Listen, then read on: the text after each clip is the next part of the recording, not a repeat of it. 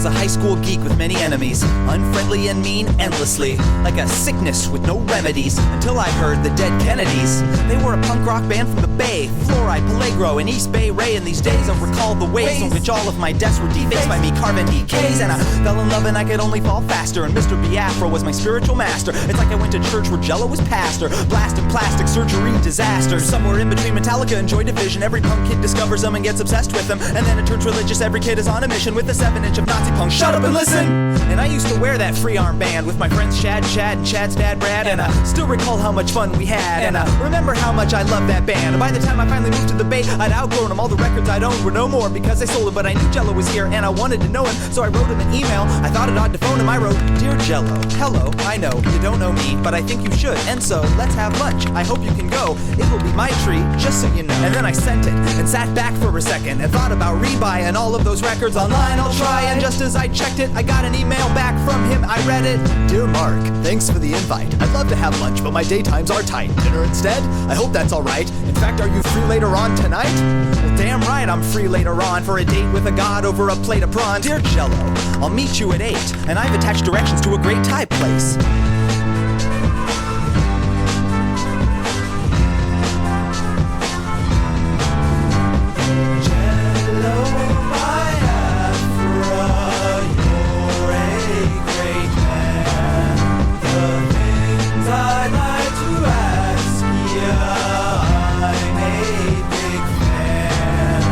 So I showed up at 8, but Jello was late, and I ordered an assorted appetizer plate. And I had waited for this date for so long I was calm, but my shaking was great. And it was nearly 9 by the time he arrived, and I was wondering if I'd made it all up in my mind. But the door swung open and he stepped inside, silhouetted by bright lights shining behind.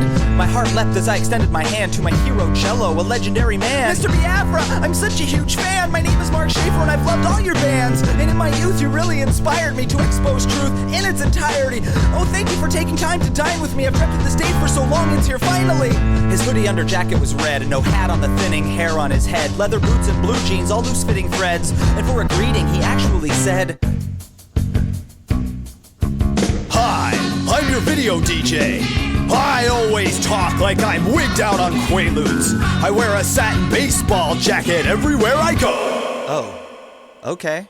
So that's MTV Get Off the Air. I love that track back when I had long hair. I used to turn it up and just let it blare. Are there any anecdotes about it you can share?" He said, "So you've been to school for a year or two, and you know you've seen it all. And that is God thinking you'll go far. Back east to tide, don't crawl." Seriously.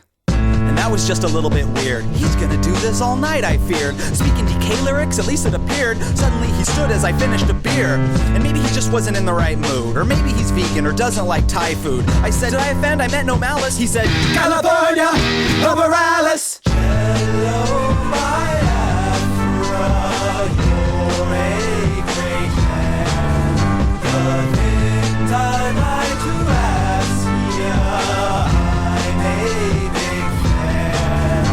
And I was slack-jawed and Jello was gone, and I ran after him going, "What's going on? What did I say? Did I do something wrong? You can't leave. I haven't even finished the song." Hopped up and ran, I caught up to my man, and he stopped as I popped the ballpoint in his hand. I said, "I'm not usually this kind of fan, but at least before you leave, give me an autograph, man." The heat of the moment had steamed up my spectacles. I bought everything on alternative tentacles, even the trash that belonged in receptacles. Most of it's classic, deserving of pedestals, like lard in your spoken word sets. And dude, the Dead Kennedys were the best. I promise I'll shout with my last dying breath, give me convenience or give me death. When I was young, I did your impression, you know, your pledge of defiance from that ministry show. I dubbed the tape of a live show from Frisco. I even had a cat that I named Rambozo. Please, I'm asking very nice. And also please note that I said please twice. Before you leave me so coldly like ice, just give me advice. He said, "Just carry on, thankful to be farmed like worms. Old glory for a blanket as you suck your thumbs. Real freedom scares you, cause it means responsibility.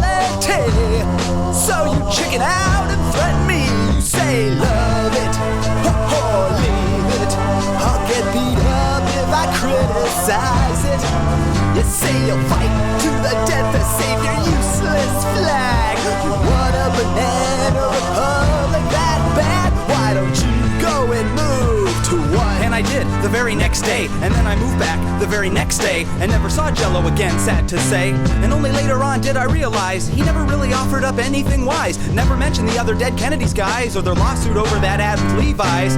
And if I ever see him around town, I'll yell, "Hello, Jello, what's going down?" He'll say, I am Governor Jerry Brown. and I'll say, "Oh, Jello, quit fooling around." Jello, my